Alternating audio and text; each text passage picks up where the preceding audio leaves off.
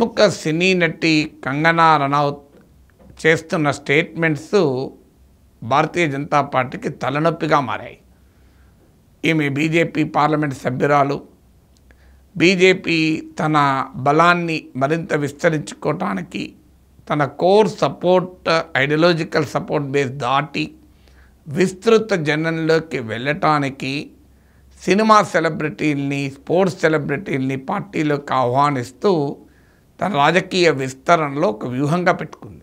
అందుకే చాలామంది film celebrities, sports సెలబ్రిటీలు బీజేపీలో చేరి నాయకులైన సందర్భాలు కూడా ఉన్నాయి.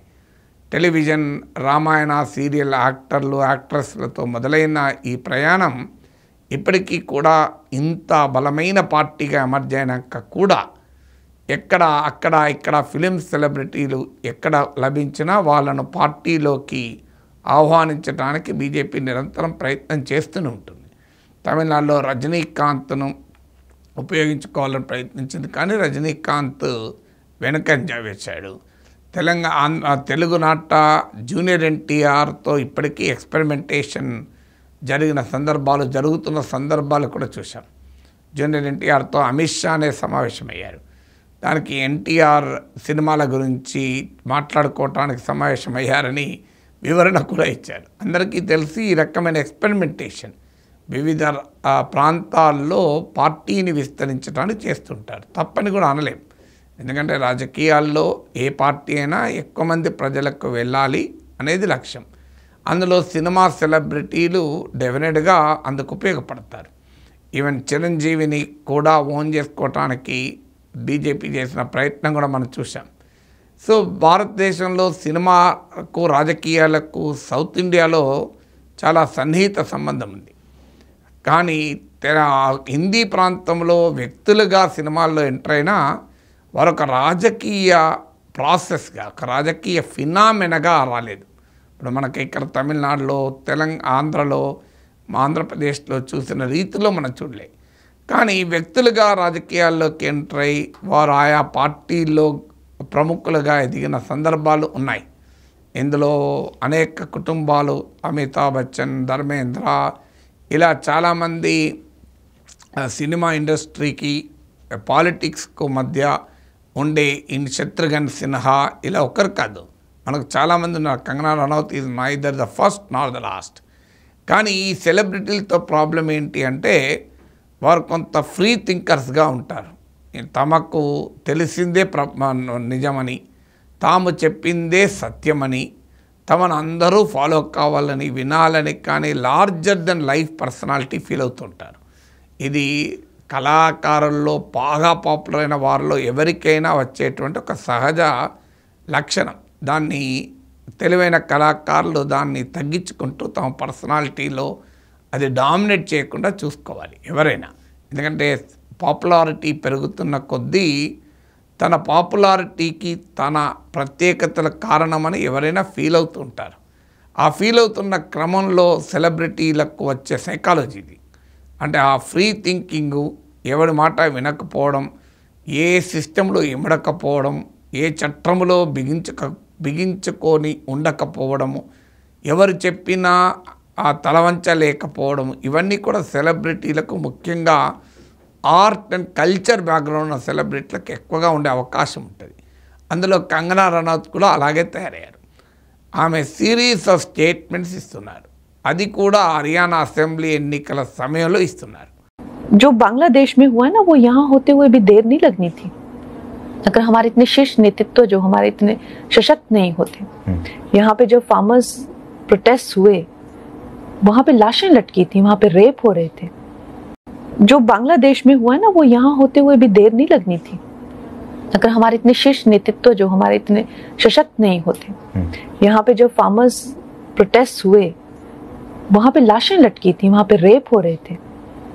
మనందరికీ తెలుసు హర్యానాలో ప్రధానమైనటువంటి అగ్రికల్చర్ బేస్డ్ స్టేట్ అది. హర్యానా, పంజాబ్ రైతులు ఒక ప్రధానమైన అంశం. అందులో జాట్ రైతులు ఒక ముఖ్యమైన పాత్ర పోషిస్తారు హర్యానా ఎన్నికల్లో. హర్యానాలో, పంజాబ్లోనే భారీగా రైతు ఉద్యమాలు జరిగాయి. సో ఆ రైతు ఉద్యమాల రాజకీయ ప్రభావానికి భయపడే నరేంద్ర మోడీ లాంటి శక్తివంతుడు కూడా వ్యవసాయ చట్టాలు వెనక్కు తీసుకున్నారు.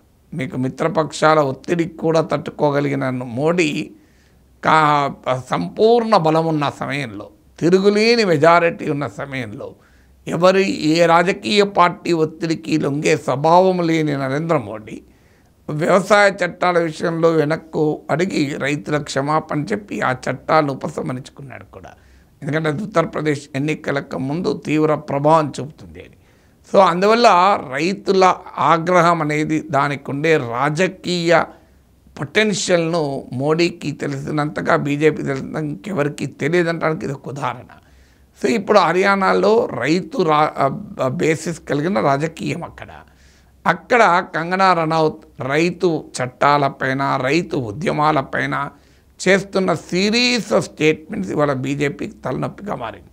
ఎందుకంటే హర్యానా అంటేనే కిసాన్, జవాన్, పైల్వాన్, ఈ మూడు హర్యానా సమాజంలో ప్రధానమైన అంశాలు. మీరు హర్యానా నుంచి రైతులు ఉంటారు, సైనికులు ఉంటారు, పైల్వాన్లు ఉంటారు. అందుకే మీకు వినేష్ ఫోగాట్ నుంచి మొదలుకొని దంగల్ వరకు అన్నీ మనకు హర్యానా బేసే. సో ఈ పహిల్వాన్ విషయంలో ఆల్రెడీ బీజేపీ ఇబ్బందుల్లో పడింది హర్యానాలో. వినేష్ ఫోగట్ వ్యవహారం, అలాగే సాక్షి మాలిక్ రెస్లర్ల నిరసన, బీజేపీ ఎంపీ బ్రిజ్భూషణ్ శరణ్ సింగ్కు అండగా మోడీ ప్రభుత్వము బీజేపీ ఉండడం, వాళ్ళకు వ్యతిరేకంగా జరిగిన మల్ల యోధురాళ్ళ పోరాటం, ఉమెన్ రెస్లర్ల పోరాటం, చివరకు వినేష్ ఫోగట్ అలాగే బజరంగ్ పునియా లాంటి వాళ్ళు కాంగ్రెస్లోనే చేరడం. సో ఇదొక సమస్యగా పైల్వాన్ ఎఫెక్ట్ ఆల్రెడీ హర్యానాలో బీజేపీ పైన ఉంది.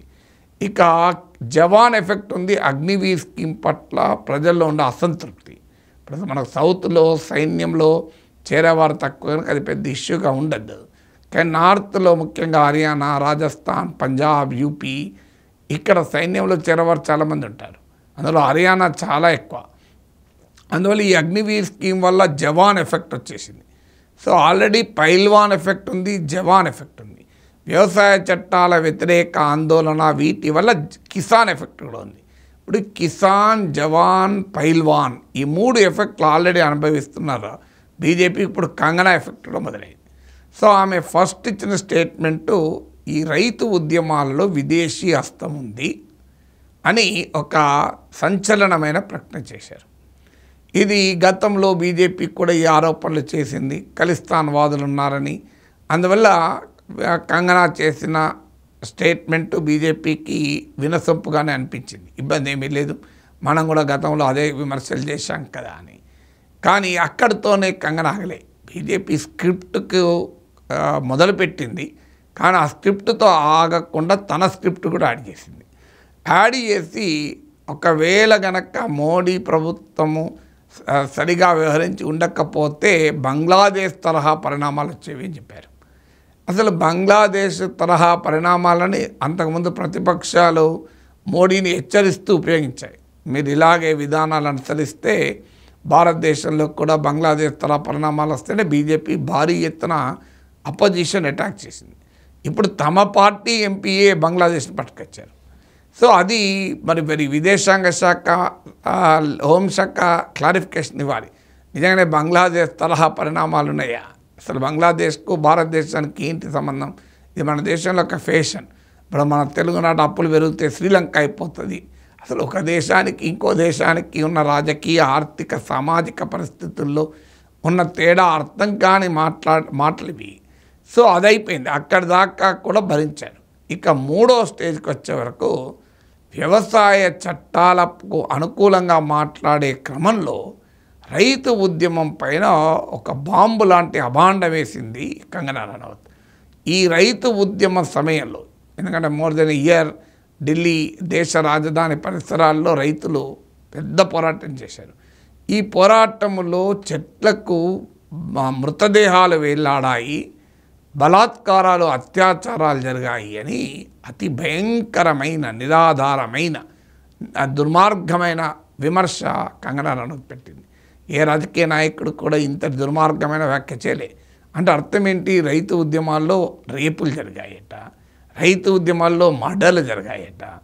ఇది సహజంగానే రైతుల్లో తీవ్రమైన వ్యతిరేకత మొదలైంది. దీనిపైన బీజేపీ ఇక ఇరకాటంలో పడింది. వెంటనే స్టేట్మెంట్ ఇచ్చి మాకు సంబంధం లేదు, ఇది బీజేపీ అభిప్రాయం కాదు, పాలసీ అంశాలపైన మాట్లాడే అధికారం కంగనా రనౌత్కు లేదు అని స్టేట్మెంట్ ఇవ్వడమే కాకుండా జేపీ నడ్డా 2 साल పిలిపించి మందలించారు కూడా. तमाम सोशल मीडिया प्लेटफॉर्म्स पर कंगना रनौत जी, जो कि भाजपा की सांसद नेत्री हैं, उनका एक बयान 3 कृषि कानूनों को लेकर, जो कि पहले वापस लिए गए थे, चल रहा है. मैं बिल्कुल स्पष्टता से कहना चाहता हूं, ये बयान कंगना रनौत जी का व्यक्तिगत बयान है एवं भारतीय जनता पार्टी की तरफ से ना कंगना रनौत जी ऐसा कोई बयान देने के लिए अधिकृत है और ना ही उनका बयान जो पार्टी की सोच है 3 कृषि कानूनों को लेकर उसको दर्शाता है. इसलिए उस बयान का हम खंडन करते हैं. नमस्ते दोस्तों, पिछले बीते कुछ दिनों में मीडिया ने मुझसे फार्मर्स लॉ पे कुछ सवाल किए और मैंने ये सुझाव दिया कि किसानों को फार्मर्स लॉ वापस लाने का प्रधानमंत्री जी से निवेदन करना चाहिए. मेरी इस बात से बहुत सारे लोग निराश हैं और डिसअपॉइंटेड हैं. जब फार्मर्स लॉ प्रपोज हुए थे तो हम बहुत सारे लोगों ने जो है उनका समर्थन किया था, लेकिन बड़ी ही संवेदनशीलता से और सहानुभूति से हमारे माननीय प्रधानमंत्री जी ने वो लॉज जो थे वापस ले लिए थे और ये हम सब कार्यकर्ताओं का कर्तव्य बनता है कि हम उनके शब्दों की गरिमा रखें.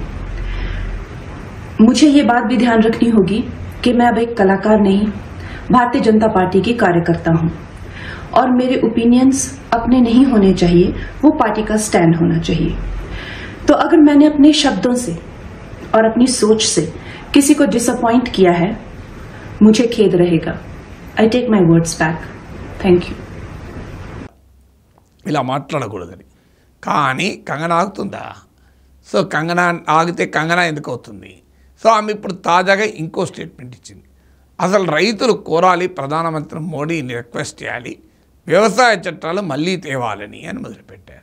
किसानों के जो लॉज हैं वो मुझे लगता है जो रिपील हो गए हैं वो फिर से लगने चाहिए. हो सकता है कॉन्ट्रोवर्शियल हो जाए, लेकिन मुझे लगता है किसानों के हितकारी लॉज वापस आने चाहिए और किसानों को खुद इसकी डिमांड करनी चाहिए, और ताकि हमारे किसान भी जैसे बाकी जगहों पर समृद्धि हो रही है, हमारे किसान की समृद्धि में कोई ब्रेक ना लगे.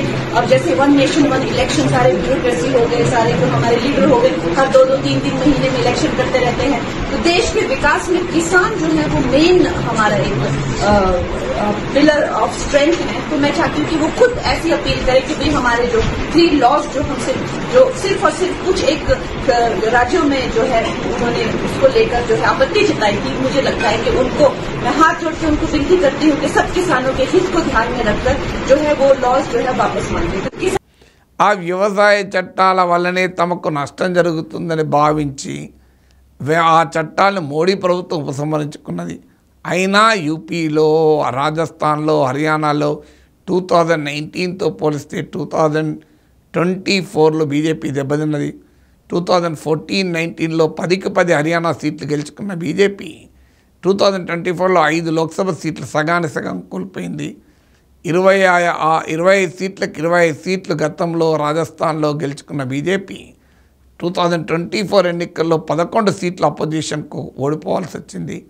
ఉత్తరప్రదేశ్లో ఆర్ఎల్డీని ఈ నష్టం జరగకుండా ఉండేందుకు రైతు బేస్ కలిగిన ఆర్ఎల్డీని కూటమిలోకి ఎన్డీఏలోకి తెచ్చుకున్నా కూడా యూపీలో సమాజ్వాదీ పార్టీ కన్నా తక్కువ సీట్లు వచ్చాయి. 29 సీట్లు కోల్పోయింది బీజేపీ. సో ఇదన్నీ జరిగినాక కూడా ఇదంతా రైతు ఉద్యమ ప్రభావము ఎంతో కొంత ఉంది అని తెలిసినా కూడా మళ్ళీ కంగనా రనౌత్ అదే స్టేట్మెంట్ ఇచ్చారు, వ్యవసాయ చట్టాలు మళ్ళీ తీసుకురావాలని. नमस्कार. ये बीजेपी के जो लोग होते हैं ये आइडियाज को टेस्ट करते रहते हैं.